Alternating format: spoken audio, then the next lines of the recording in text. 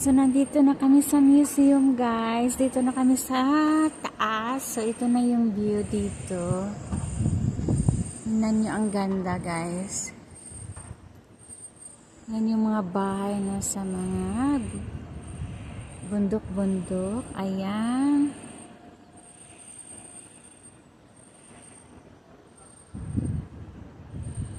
So, ayan, guys.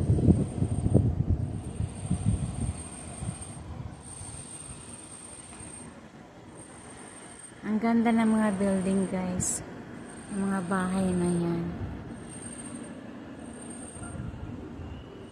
Ito yung country na rich. Mayayamanin daw yung mga taong tumira dito kahit nasa bundok sila, guys.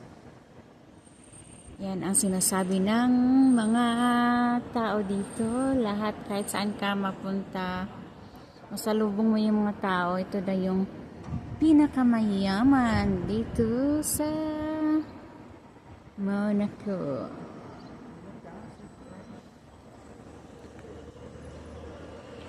Oh yeah, maybe later.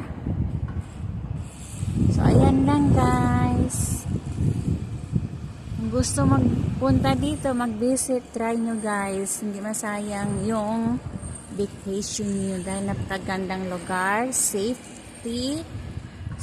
Kahit sabi ng driver at ng mga ano dito sa hotel, kahit masakay mo sa taxi, nagsasabi talaga sila na ito yung pinaka safe na lugar dahil lahat, bawat isa may mga cameras. Kahit saan kalika mayroong camera, kahit